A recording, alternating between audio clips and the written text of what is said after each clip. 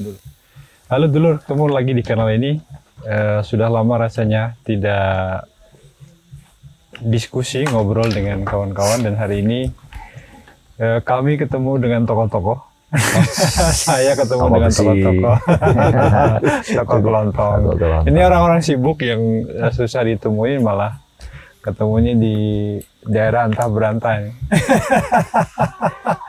Di pertapanya kawan-kawan Kopel ya. Ada Om Anwar dan Om Ciwir. Terima kasih sudah mau digangguin di tengah apa ini acara. Acara apa ini sih Om Anwar sebetulnya? Bikin gerakan-gerakan apa? Ini ketemu-ketemuan dengan komunitas. Okay. Kita sebut camping komunitas pendidikan. Oke. Ada beberapa kegiatan sih kita lakukan di sini, termasuk apa? Jadi ada beberapa kegiatan tadi, terus ada talkshow tentang apa pembelajaran di masa pandemi gitu ya. Ini kan masa pandemi nih, cuma levelnya yang sudah turun. Gitu. Dan bagaimana mengejar kualitas gitu ya.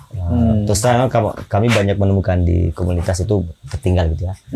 Jadi kami ngobrolin. Terus kedua ada pelatihan antisipasi bencana dini buat sekolah gitu ya. Kami berencana mau buat komunitas apa, membuat sekolah aman dari bencana gitu. Kalau kemarin dengan YPK aman, tapi belum begitu darah masuk ke bencana. Sekarang mau solusi. Ini bohirnya ya Pika. Kelihatan toh? Rompinya kelihatan kan? Seolah-olah pemegang uang, padahal nggak pegang. Tapi kenapa konsepnya jadi camping? Kenapa nggak model kegiatannya seperti biasa? Iya, ini sih enak. Dengan kawan-kawan komunitas memang kami selalu juga lebih santai ya. Kami udah berapa kali melakukan hal seperti ini dan menarik bagi mereka, dan juga mereka lebih banyak belajar dari proses dengan cara seperti ini, sehingga kita ulangi dan mereka selalu mengingat momen-momen ini dan ingin ketemu aja gitu dengan kondisinya santai, tapi ada hal yang diserap, pengetahuan, capacity gitu ya, itu diserap. Artinya ini memang ini ya, komunitas dampingan Kopel selama ini ya? Ya, ini komunitas udah lama ya, sejak kita sama bareng kawan-kawan Yapika, itu kita sudah menginisiasi komunitas ini. Kita sebutnya komunitas masyarakat peduli pendidikan. Itu selain guru ada juga orang tua murid di situ dalamnya. Terakhir kami sudah mengembangkan ke masyarakat kampus, kawan-kawan mahasiswa juga. Kemarin ada beberapa orang dari akademisi, rektor juga ada. Terus media juga udah mulai masuk. Pekerjaan ini Kopel lah pokoknya. Ngomporin semua orang ya. Iya, alhamdulillah. Kalau dari Yapika sendiri sebenarnya apa sih concernnya? Sebenarnya gini Mas, jadi concernnya Yapika itu kan di program ini itu intinya sekolah aman gitu ya. Aman dari beberapa hal aspek, atau kami di Yapika menyebut dengan pilar gitu ya. Aman dari kerusakan infrastruktur, aman dari terciptanya keamanan bagi lingkungan yang sehat di sekolah, terus aman dari bencana, kemudian aman dari kekurangan kekerasan seksual, dan juga kekurangan gizi atau nutrisi di tingkat sekolah. Terakhir juga kami mendorong di beberapa tempat juga itu aman ekonominya, dari sisi komunitasnya ini aman ekonominya. Jadi ada terutama para perempuan gitu ya, perempuan di tingkat komunitas didorong untuk bagaimana membuat satu kelompok usaha bersama, kira-kira begitu Mas. Kalau di kegiatan yang tadi itu sebenarnya lebih banyak kita ingin memberikan pengetahuan dan keterampilan yang meskipun kecil dulu gitu ya ke komunitas ini. Karena ini sudah tahun ke-5 gitu ya kita Yapika sama Kopel ini bekerja sama untuk program sekolah aman di Kabupaten Bogor, dan kita ingin mencoba masuk ke kalau 4 tahun terakhir gitu ya, 4 tahun lalu itu semuanya ngomongin tentang kita menciptakan aman dari infrastruktur. Nah, di tahun kelima ini kita bicara tentang aman dari situasi bencana. Bencana kan tidak bisa ditolak, bencana tidak bisa Iya. Ya, hanya bisa dikurangi resikonya, dimitigasi. Oke. Begitu. Nah, kalau di Kabupaten Bogor sendiri dampingannya udah berapa sekolah, Bang? Kami total itu 22 sekolah. Itu bertahap juga sih sebenarnya dari sejak 5 tahun terakhir ini kita melakukan itu ya sampai 22, dan itu pengalaman teman-teman ya dengan suka dukanya gitu ya. Maksud saya ini memasuki komunitas itu kan memasuki masyarakat di sekolah ini ya. Ya rada gampang-gampang sulit gampang gitu ya. Karena tadi kalau mau minta komunitas sekolah bercerita, tentu akan mereka mengungkapkan beberapa hal yang rumit mereka menerima yang namanya LSM, ormas ketika datang ke sekolah. Di sini LSM jelek ya ininya. Nah, itu dia itu. Jadi pertama kita datang untuk pintu saja, udah buka curiga tuh. Iya. Minta duit. Ah, itu dia tuh. Bukan di beberapa tempat begitu deh, kecuali di beberapa kota-kota yang sudah sudah familiar gitu ya dengan kerja-kerja kawan-kawan gitu. Dari beberapa tempat wilayah kerja Yapika juga sama, mengalami hal yang sama gitu. Apalagi yang memang kami nggak punya apa-apa gitu kan. Di satu tempat, satu daerah itu bahkan salah satu mitra lokal kami ya akhirnya berkelahi juga gitu ya dengan teman-teman yang tanda petik LSM nggak jelas begitu. Iya. Di awal-awal itu banyak cerita menarik ya. Jadi karena menyadari kondisi itu, kadang juga dari sisi pakaian kita harus memikirkan kita pakai apa nih ke sekolah ini. Iya. Setelah itu bagian dari pakai batik atau pakai oblong gitu. Nah, saya waktu itu kita sepakat pakai batik. Pakai batik pun ke sekolah itu tetap masih dicurigai. Ketika sudah akrab gitu ya, mereka itu terang. Bapak waktu datang ke saya waktu itu, biarpun pakai batik pakai apa, saya masih tetap curiga. Saya pinginnya Bapak cepat-cepat meninggalkan sekolah saya gitu. Itu yang dia cerita. Jadi berarti karena kita perlahan gitu ya, kami mempelajari betul psikologinya seperti apa, apakah sudah ada sedikit perubahan dari sisi kecurigaannya, baru kita masuk, tapi tidak memaksakan juga. Hari itu kita datang, besok kita datang lagi, sampai mereka benar-benar yakin. Gitu. Dan yang ikut camping ini adalah semua itu ya? Semua mereka sudah yakin. Yakin. Sudah merasakan manfaat dari proses yang kita lakukan bersama. Manfaat hadirnya Kopel dan Yapika ya. Iya. Tapi kalau ngomongin tantangan ya di Kabupaten Bogor nih, apa sih yang tentu di isu pendidikan ya. Tadi kan Ciwir bilang sudah mau masuk ke fase aman dari bencana gitu ya. Tapi apakah memang di sisi infrastruktur, di sisi akses itu sudah relatif baik atau? Relatif baik ya, mungkin bisa disebut relatif baik ya. Meski memang secara total itu sekolah-sekolah yang kita advokasi sejak tahun 2016 ya itu memang hampir semua sudah diperbaiki. Tapi memang dari proses kebijakan ini kan belum sepenuhnya mengalami perbaikan. Terutama dari sisi perencanaan. Kalau anggaran kita sudah gedor gitu ya, udah mengalami peningkatan. Anggaran infrastruktur trennya naik. Naik. Bahkan di masa Covid juga masih tetap bertahan gitu ya. Nah, tapi sisi perencanaannya masih bersoal. Sehingga sekolah-sekolah yang tadinya ini rusak ringan atau rusak sedang itu karena di sisi perencanaan yang tidak terbenahi, dia tidak muncul kan. Dia hanya menjadi kelas rusak yang rusak berat lagi, dia menggantikan tadi yang sudah dibenahin. Gitu. Artinya memang soal pendataan itu juga masih jadi persoalan.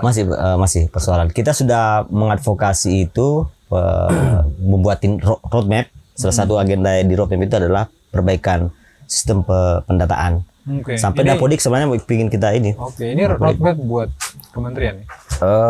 Atau pemerintah daerah, Mas. Masih di pemerintah daerah. Iya. Kalau yang di level nasional, kami juga sedang mengusahakan itu. Dan kemarin memang di 2020 itu masuk menjadi bagian dari roadmap pendidikan berkualitasnya Kementerian Pendidikan. Nah, itu memang ada beberapa yang harus dipertajam di roadmap itu ya. Tidak dia masih bicara masih terlalu umum gitu ya, belum mau bicara spesifik. Memang infrastruktur masuk, tapi bagaimana kemudian menyelesaikan persoalan-persoalan tadi. Sekarang itu kan kalau kita baca di data yang kumpulkan oleh teman-teman Yapika itu ada 240.000 ruang kelas yang mengalami rusak sedang dan rusak berat. Nasional ya? Nasional, 240.000. Itu dari SD, SMP?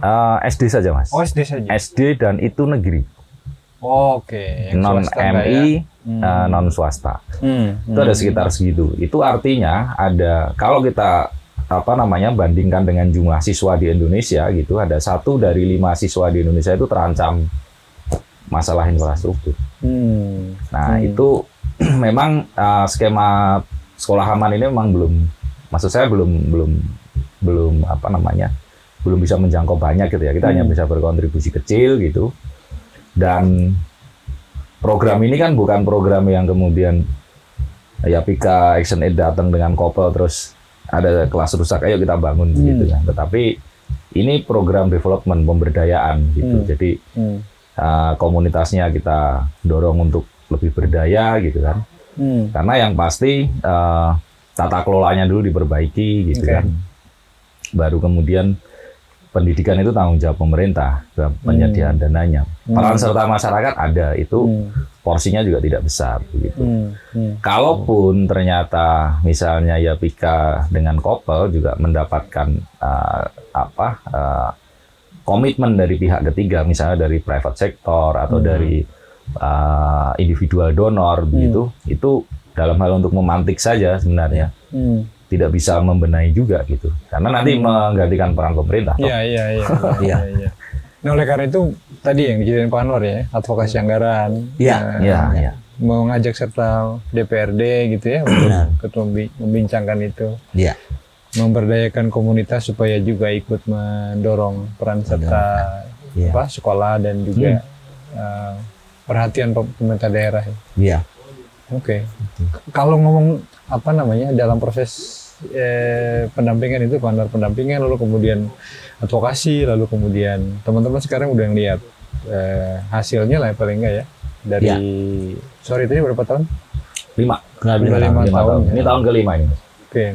Nah, itu yang sebetulnya teman-teman sudah ketemu model belum sih? Alur yang kira-kira bisa didokumentasikan, lalu kemudian ini mungkin menarik juga kalau didorong di tempat lain. Iya, kalau kami menemukan model itu di mana posisi itu nyaman di kita, nyaman juga di komunitas. Terus terang memang kan kalau di komunitas yang di Bogor kan masih kita tidak memilah masyarakatnya dengan guru sekolahnya itu ada semua di situ. Nah, tentu kan guru ini agak kurang bisa leluasa sebenarnya. Meskipun ada juga 1-2 yang cukup bisa memainkan posisi itu. Itu ada beberapa yang lebih enak dan juga mendapatkan hasil gitu. Sekolahnya dibangun baik gitu ya, diperhatikan betul. Nah di situ kami belajar bahwa sebenarnya meskipun misalnya selama ini kan kita selalu beranggapan bahwa hanya masyarakat sipil yang bisa leluasa, tapi ternyata ada juga guru yang bisa leluasa dengan gitu. Dan itu guru negeri bisa kritis ke ASN, dinas, ASN dia, dan tidak terjadi apa-apa. Gitu. Dan bahkan ya memang selalu di awal-awal dia merasa ada tekanan, ada apa, tapi ternyata di akhir itu ternyata dialah yang dia malah yang didekatin gitu ya, diberikan priority gitu. Nah, berarti ya kami belajar betul bahwa ya di situ juga ada gitu ya. Nah, memang sih kalau kita melihat posisi mereka ini ada dua sebenarnya. Dia sebagai pemberi layanan, dia juga sebagai penerima layanan gitu ya. Karena sekolah ini bagaimanapun kan tanggung jawabnya dinas itu ke atas gitu ya. Itu kewajiban dia. Sekolah adalah pemakai sebenarnya. Kepala sekolah dan guru adalah pemakai, tapi kemudian juga ditarik kakinya sebagian untuk masuk menjadi penyedia gitu. Sehingga kami menguatkan satu kakinya dia sebagai seorang pengguna. Sehingga harus bersikap kritis. Dan dari situ dia akan bersama orang tua murid. Orang tua murid. Oke ya, logikanya karena memang alokasi budget atau anggaran itu adanya di dinas ya. Dinas. Jadi memang sekolah juga harus ikut. Terutama untuk yang kerusakan infrastruktur yang rusak sedang dan berat itu memang tidak bisa diselesaikan dengan dana BOS. Banyak tempat, banyak orang bertanya kan sekolah udah dana BOS, terus kenapa harus didampingi di advokasi? Ya memang tidak bisa diselesaikan karena aturannya jelas bahwa dana BOS itu hanya boleh digunakan untuk salah satunya adalah untuk rehab kerusakan ringan. Yang sedang dan berat memang nggak boleh. Yang sedang dan berat nggak boleh. Nanti kalau itu dilakukan kita sedang justru menjebak sekolah melakukan maladministrasi. Itu kan jadi nggak melakukan pelanggaran dan itu problem gitu. Oke. Tapi ini Mas yang menurut saya ada hal bahwa kenapa kawan-kawan di banyak tempat dengan program sekolah aman ini dulu awalnya kenapa masuk melalui pintu perbaikan infrastruktur? Karena memang itu yang ketika kita diskusi dengan komunitas muncul pertama kali itu. Oh, ini artinya memang teman-teman di APK melakukan asesmen ya sebelum program ini digulirkan. Ini kan sama dengan ketika kita menelisik lebih dalam tentang musrenbang. Ketika musrenbang itu banyakkan usulan itu pasti fisik. Jadi ketika ditanya, problem sekolah paling besar apa? Genteng bocor, pagar rusak, nggak ada WC. Tapi itu kan juga divalidasi dengan data yang tadi APK punya kan? Betul. Ada berapa tadi? 240.000. 240.000. Wow. Oke. Dan ini memang sebetulnya persoalan dasar yang serius ya. Serius. Kalau di sekolah ya. Iya. Darurat sudah menurut saya kalau dengan perbandingan begitu ya 1:5 siswa di Indonesia. Ini kita bisa bilang Indonesia darurat sekolah aman. Masih darurat. Kita di Bogor ini baru bisa menurunkan kemarin itu 900 ya ruang kelas. Data terakhir dari Kemendikbud, dari olahan Dapodik itu 600. 600. Kalau posisi 600 berarti kalau meskipun tidak bisa kita katakan bahwa itu yang tadi ini menurun secara maksudnya gini. Tadi itu kan ada yang diperbaiki terus ada muncul lagi. Jadi gitu. Jadi tidak berarti bahwa kalau sudah diperbaiki terus berkurang. Ternyata ada muncul lagi gitu kan. Artinya memang selama ini anggaran pemeliharaan itu juga enggak. Nah, itu Mas yang anggaran pemeliharaan itu ada rehab, ada tadi ada persoalan di dia lewat musrembang tadi Mas Yudh. Dia lewat musrembang tapi yang datang ke musrembang itu adalah guru yang dapat informasi atau yang dapat undangan. Kalau kita tanya ternyata rata-rata tidak dapat undangan, artinya sebagian. Berarti tidak terusul. Yang tahu jalur berarti dia yang terusul. Nah, pengalaman kita di Bogor, sekolah yang ada di kampung-kampung di desa-desa itu enggak dapat informasi. Tidak dapat informasi dan tidak mengetahui bahwa sekolah juga harus bisa diusulkan lewat musrembang. Jadi tidak terusul dia kan? Akhirnya. Nah, pemerintah ketika ditanya, Pak, ini ada sekolah rusak. Sudah bocor, sudah bolong apa? Waduh. Musrembangnya udah lewat. Di situ. Itu di situ pesannya. Terus di anggaran, ya tentu dengan 600 tadi itu memang tidak dengan banyaknya alokasi anggaran pemerintah selalu merasa tidak cukup. Tapi sebenarnya dengan roadmap yang kita susun itu kan kelihatan Mas. Benar, ya. Jadi Ya, yang 5 tahun harusnya udah. Nah, itu. Jadi kita sudah pernah hitungkan. Jadi lewat roadmap itu kita hitungkan kalau jadi 900 itu selesai pada tahun 2023. Dengan berapa jumlah alokasi anggaran. Kalau itu secara konsisten dipenuhi, maka selesai. Sampai toilet pun selesai. Nah, artinya berdasarkan data yang teman-teman Karena kita punya. ngitungnya bukan bukan sekolah Mas Basis. Itu ruang. Oh, itu ruang. lebih spesifik lagi ya. Karena kalau sudah ruang itu artinya bisa kelas, bisa termasuk toilet. benar. Dan UKS, fasilitas yang dan lain fasilitas ya. yang lain. Perpustakaan, ruang ruang guru. guru. Iya. Oke. Jadi kita hitung dulu satu unit ruang kelas itu berapa? Berapa biayanya? Itu kita menemukan angka di 105 di 150-an 150 juta per ruang ya. per ruang. Kali sekian banyak ruang kelas dapat kita sekian triliun. Oke. Tapi kita tetap toleransi bahwa tidak semua anggaran itu harus dialokasikan setahun untuk ruang kelas. Iya. Oke, kita bagi, kita bikin ke skenario. Gitu. Skenarionya berapa persen yang teman-teman?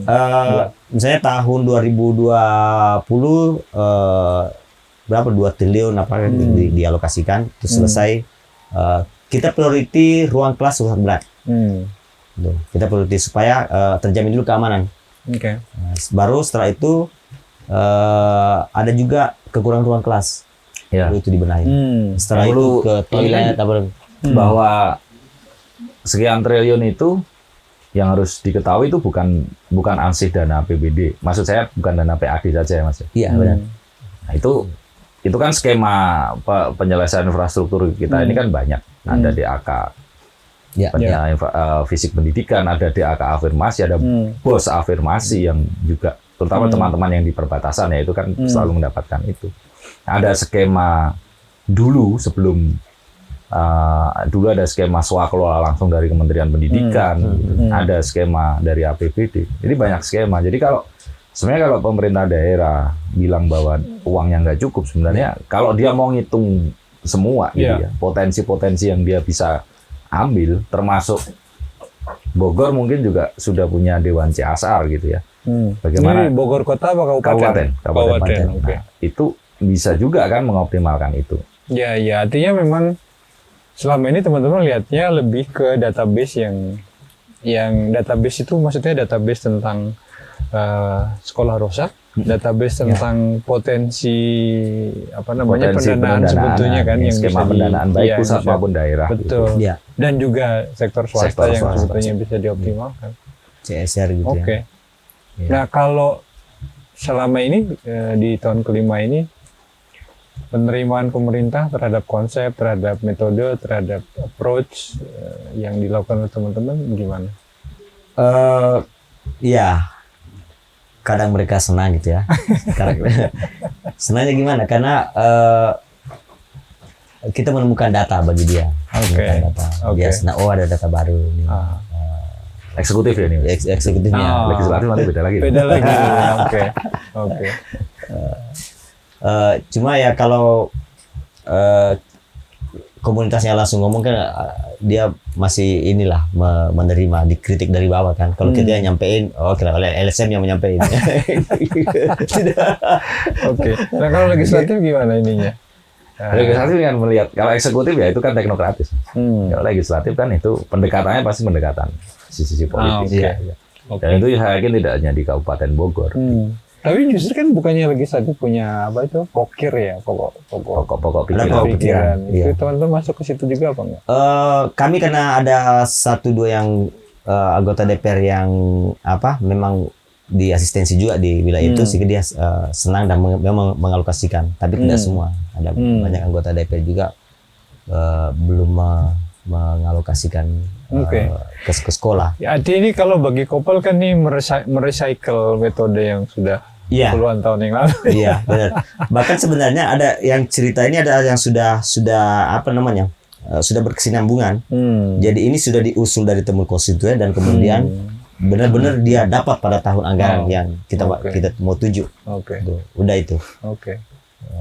Dan ada juga cerita sebenarnya yang Bupati ini kan sejak dia visi misinya sejak dia calon untuk bupati, itu kita udah masuk mengintervensi untuk visi misi. Dan memang betul masuk di RPJMD masuk gitu. Kita cukup berhasil. Sudah turun sampai indikator kinerja utama tahunan belum? Sudah. Jadi bahasanya dia tuntas ruang kelas rusak. Nah, udah masuk di tiap tahun, tapi memang IKU-nya itu diturunkan dari roadmap tadi, Mas. Iya, jadi teman-teman Kopel susun itu, kemudian kita sodorkan. Karena masuknya dari awal proses pemilihan kan. Ketika masuk visi misi, masuk ke RPJMD, ini kan turun ke situ. Jadi tahun ini tuh harus nyelesain berapa, gitu. Itu jadi kontrak politiknya antara kepala dinas dengan Jadi dia tahun lalu itu sebelum pandemi itu ada semacam kayak booming gitu ya. Komunitas kita jadi kaget kenapa tiba-tiba semua dimintai data ruang kelas. Masukin tanpa lewat musrembang, dia suruh masukin. Nah, itu efek dari tadi itu kebijakan pingin tuntas gitu. Nah, cuma memang lagi-lagi belum dibarengi dengan perbaikan sistem pendataan yang bagus, sehingga yang tadi ini tetap ada yang kelewat. Tetap ada yang kelewat. Tapi paling tidak sudah cukup signifikan lah ya perubahannya. Maksudnya dari sisi teman-teman kan masuk dari RPJMD lalu kemudian turun ke roadmap, turun ke program tahunan, itu kan menurut saya udah luar biasa lah itu. Dari sisi capaian advokasi lah ya. Oke, nah kalau ke depan terus mau ada yang baru, ada yang pendekatan baru atau bergeser ke yang tadi Ciwir bilang, masuk ke lebih ke aman dari bencana atau gimana teman-teman? Atau tergantung. Memang sesuai gini. Bukan di komunitasnya ya. Itu dari bawah ke atas dan dari atas ke bawah, Mas. Jadi tapi biasanya yang paling menentukan dari atas ke bawah. Nah, itu terkadang gitu. Tapi tidak selalu kan gitu. Nah, itu kan analoginya kayak musrenbang loh. Dari sisi partisipatif itu luar biasa, tapi teknokratis juga ya. Gitu. Nah, tapi ketika terjadi teknokratis itu ya kadang-kadang politisnya masuk ke itu problem. Kalau saya komunitasnya senang. Dengan tetap isu infrastruktur, senang ya karena terbantu. Apalagi sekolah-sekolah merasa inilah kalau sekolahnya bagus, senang ya. Cuma memang di kelompok target advokasi ini yang kadang itu lagi kan. Nah, sehingga variasinya juga harus mesti ada. Dan dia memperhatikan betul itu. Memang mereka itu mengapresiasi kita konsisten, ya. Tapi kalau lagi-lagi itu kan jadi sendiri kan. Biasanya ke depan pendekatan mungkin harus tetap itu dikawal, tapi ini mungkin harus coba dikembangkan gitu ya. Kalau keterlibatan swasta sudah ada yang bisa yang sudah mulai ikut. Ya, swasta di Bogor ini itu sudah pernah ada inisiasi untuk mengorganisir, tapi sekarang kelihatannya tidak jalan di pemerintah ya. Tapi respon CSR cukup bagus. Jadi ada saya Danamon itu di di sekolah dampingan kita Cipinang saat itu mereka nyumbang untuk perbaikan lantai. Terus BJB itu perbaikin rehab malah dia. Itu 4 ruang kelas dia rehab itu Bang BJB, itu sudah hasil advokasi. Karena di pemerintah digedor terus lewat media sehingga cari itu di mana Mas dapat dari BJB kan. Nah, itu. Di tempat lain juga ada kawan-kawan radar Bogor juga nyoba di kelas jauh mereka ini. Dan harus beberapa tempat yang kecil-kecil dapat. Kalau buat dia pikir gimana ke depan sama mungkin ini berapa daerah sih yang kalian dampingi untuk model sekolah aman kayak model sekolah aman ini ada 6 Mas sebenarnya. 6 kabupaten. 6 kabupaten di Indonesia. Ada di kabupaten ada 7 ya kabupaten di Indonesia. Ada di Kabupaten Bogor, kemudian di Banten itu ada Kabupaten Serang, di NTT ada Kupang, Kabupaten Kupang, Kabupaten Sumba Barat, kemudian di Bima, Kabupaten Bima di NTB. Kemudian di Kabupaten Sambas, dan teman-teman juga melakukan proses yang sama gitu ya. Mirip sama yang dilakukan Kopel ya? Skemanya sama Mas. Skemanya kan semuanya masuk ke level itu. Termasuk juga di 3 tempat yang lain di tahun 2020 kemarin sampai dengan tahun 2021 itu bagaimana kita sudah berbicara mengembalikan anak-anak yang putus sekolah gitu. Karena Indonesia ini punya program Indonesia Pintar, punya PIP gitu ya, punya KIP gitu, yang itu harusnya juga anak-anak yang rentan putus sekolah dan setelah itu juga bisa kembali gitu. Nah, sebenarnya kalau ya Pika sendiri ke depan gitu pengennya ya mengembangkan ini ke tempat yang lain gitu ya, tambah tempat atau justru kami akan mendorong juga di beberapa kawan itu efek ini gitu kan, termasuk misalnya Serang itu sudah mulai harus geser ke Pandeglang juga harus digeser gitu ya, meskipun masih kecil ya sekarang intervensinya kecil gitu ya, tapi teman-teman sudah harus mulai masuk ke level sekolah dan level pemerintah daerah. Karena pembelajaran dari Bogor misalnya Kabupaten Bogor itu kalau